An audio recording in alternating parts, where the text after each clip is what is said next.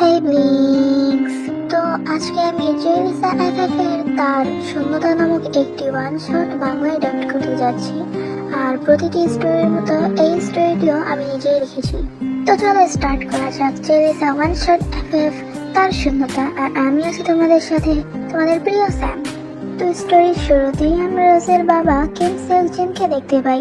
রোজের বাবার দুই মেয়ে, একজন হচ্ছে জ্যানি আর ছোটজন হচ্ছে রোজে নিজেই।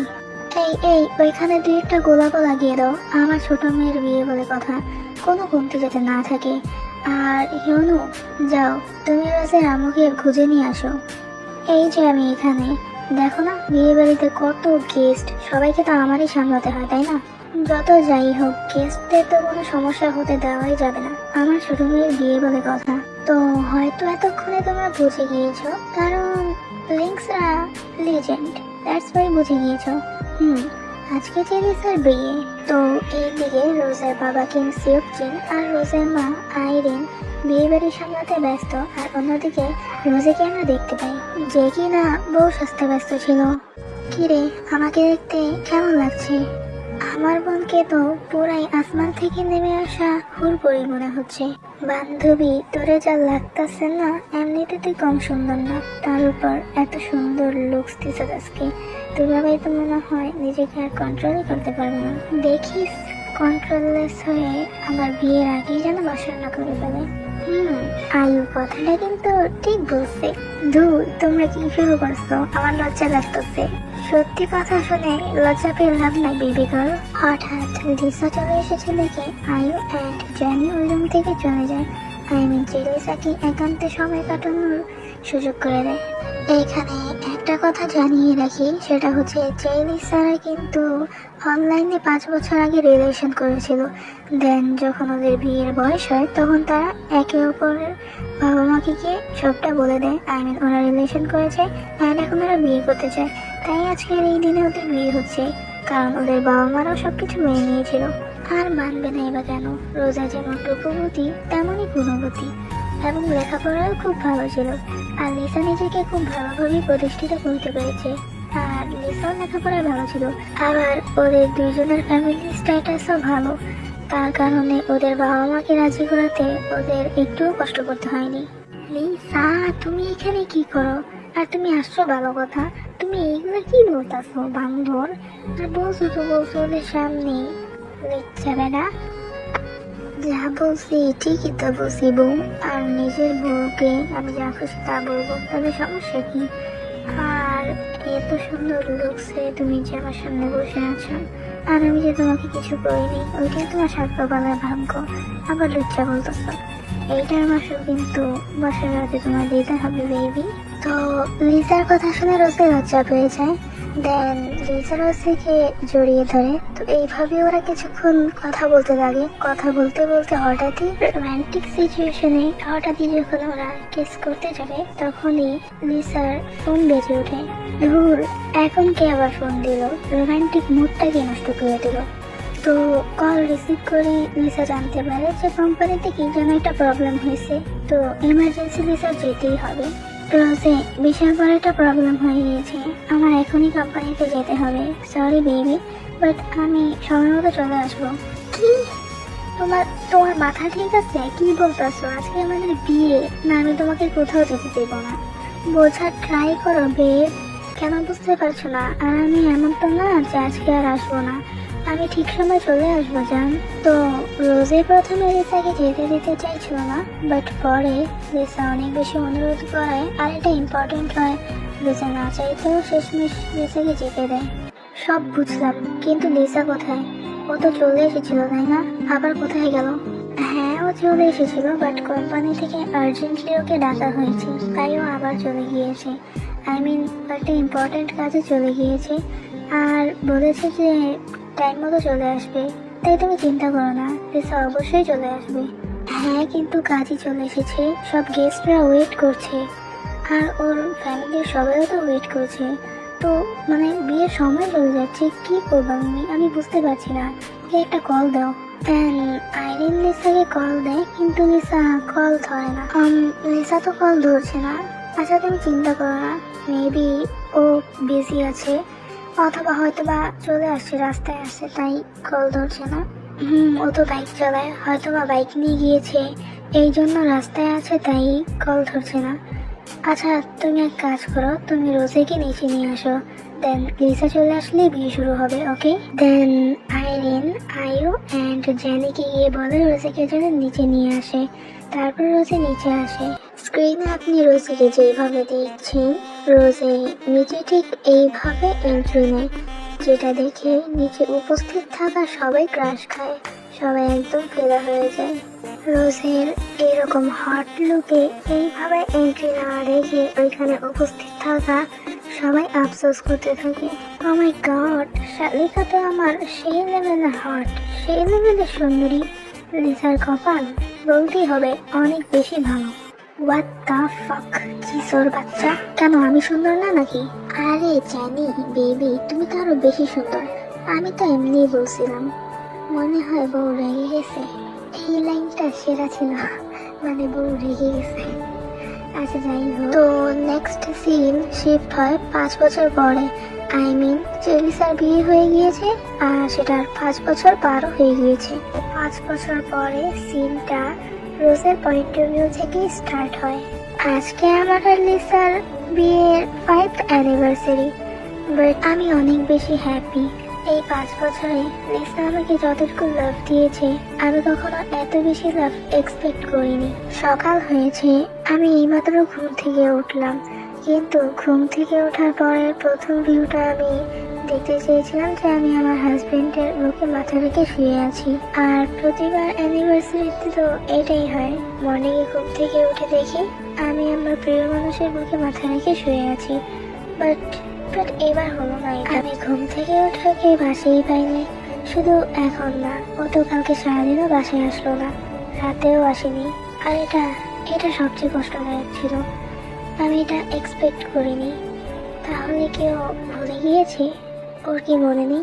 বাট এটা হতে পারে না, এটা আমার লিলি কখনো করতেই পারে না।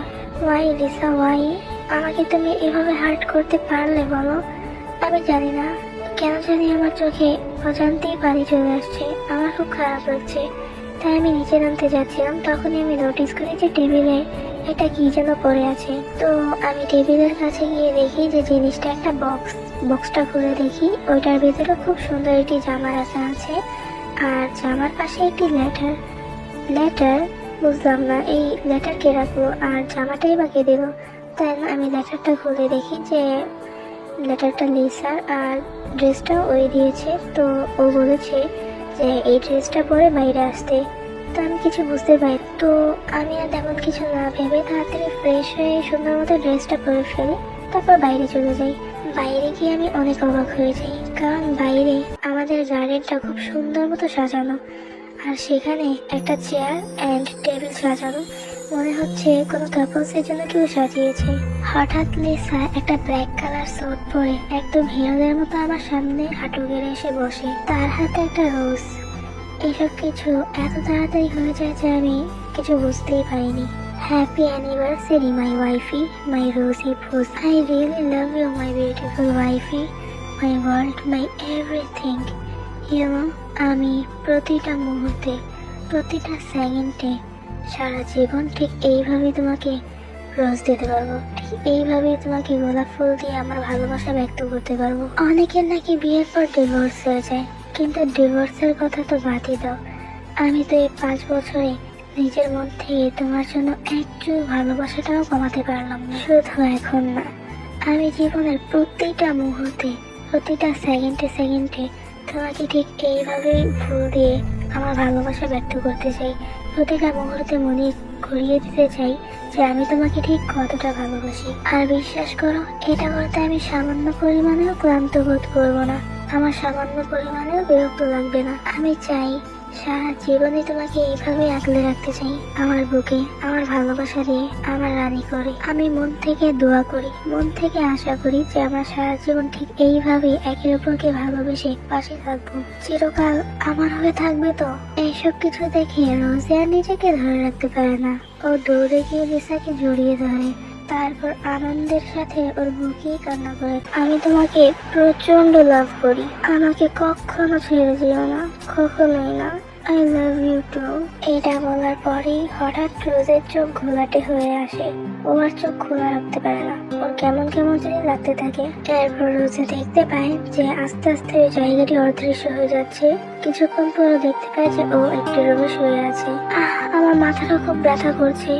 ওয়েট, আমি আমি এখানে কি করছি? লিসা, লিসা, লিসা তুমি কোথায়? হাবি। রোজিকে এইভাবে চিল্লাতে শুনে পাশের রুম থেকে জ্যানি এন্ড ওর হাবি মানে লিসার আপন ভাই জেসা দৌড়ে চলে আসে। কাম ডাউন রোজে। রোজে বোন আমার, কি হয়েছে তোর? এখনো বুঝতে পারোনি? ও মনে হয় প্রতিদিনের মতো আজকে আবারও লিসাকে নিয়ে স্বপ্ন দেখেছে। দেন ও আবার ঘুমের মধ্যে চিৎকার করে ওঠে, স্বপ্ন? তার মানে আমি এতক্ষণ স্বপ্ন দেখেছি? আচ্ছা দেখলেও ঠিক আছে, বাট ও কোথায়? ওকে রাখ দাও। রোজি, ও আর বেঁচে নেই। সেই দিন তোমাদের বিয়ের দিন যখন ও তোমাকে ছেড়ে গিয়েছিল, তখন তোমাকে প্রতিশ্রুতি দিয়েছিল যে তোমার কাছে ফেরত আসবে, কিন্তু ও আর তখন ফেরত আসেনি। একটি কার অ্যাক্সিডেন্টে ওর মৃত্যু হয়। তারপর এই সংবাদটি যখন তুমি শোনো, তখন তুমি অজ্ঞান হয়ে যাও। ওর ফ্যামিলি মেম্বার্সরাও পাগলের মতো হয়ে যায়। সেই দিন তুমি বারবার সুইসাইড করার চেষ্টা করেছিলে, কিন্তু তোমাকে অনেক কষ্ট করে বাঁচানো গিয়েছিল। এরপর 2 মাস তোমাকে একটি রুমে আটকে রাখা হয় যেন তুমি সুইসাইড করার ট্রাই না করো, কিন্তু তারপরেও তুমি মানলে না। তুমি এরপরেও বারবার সুইসাইড করার চেষ্টা করেছো। এর 1 বছর পরে তোমাকে স্বাভাবিক জীবনে ফেরত আনার জন্য ফ্যামিলি থেকে আব্বু আম্মু তোমাকে বারবার বিয়ের কথা বলে, কিন্তু বিয়ের কথা শুনলেই তুমি রেগে যেতে। তারপর আজ 5 বছর পেরিয়ে গেল, কিন্তু এখনো তুমি ওকে বলতে পারোনি। তুমি প্রতিদিন ওকে নিয়ে স্বপ্ন দেখো, আর ঘুম থেকে উঠে ঠিক এইভাবেই তোমার আর্তনাদগুলো আমার চোখে দেখতে হয়। আর একজন বড় বোন হিসাবে আমি ঠিক এতটাই কষ্ট পাই যা তোমাকে ভাষায় প্রকাশ করতে পারবো না। জানির কথা শুনে রোজের সবকিছু আস্তে আস্তে মনে পড়ে যায়। দেন ও একদম চুপ হয়ে যায়।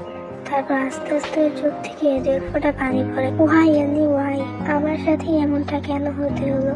আমার ভালোবাসা কি কমতি ছিল? আমি কি ওকে চাইনি? খুব করে তো চেয়েছিলাম, শুধু তো ওকেই চেয়েছিলাম।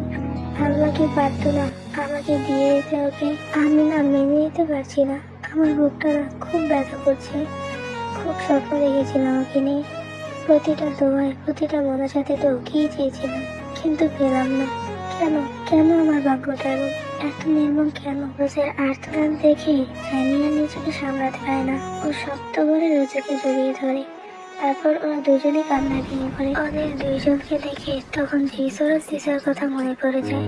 এই ছোট ভাইয়ের কথা ভেবে হঠাৎ তখন জিসও কাঁদতে শুরু করে। টাইম স্কিপ হয়। কিছুদিন পর আমরা দেখতে পাই কোরিয়াতে চেরি ব্লসমের মৌসুম চলে এসেছে। রোজে ছোটবেলা থেকে আঁকাআঁকি করতে পছন্দ করত, তাই ওর আঁকাআঁকির জিনিস নিয়ে একটি গাছের নিচে গিয়ে বসে। দেন ও লিসার ছবি আঁকতে থাকে। তারপর আনমনি বসে বসে বলতে থাকে, তুমি আবার জন্ম নিও, আমি তোমার প্রেমে আবার পড়বো। এই পৃথিবীতে যদি তোমার দেখা আমি আরেকটা বার পাই, তবে আমি সেবারও তোমার প্রেমে পড়ে যাব। পৃথিবীতে হাজার হাজার মানুষ থাকা সত্ত্বেও আমি ঠিক তোমাকেই ভালোবেসে ফেলবো। পৃথিবীতে হাজার মানুষ থাকা সত্ত্বেও আমি সেই মানুষগুলোকে নয়, আমি তোমাকেই খুঁজবো।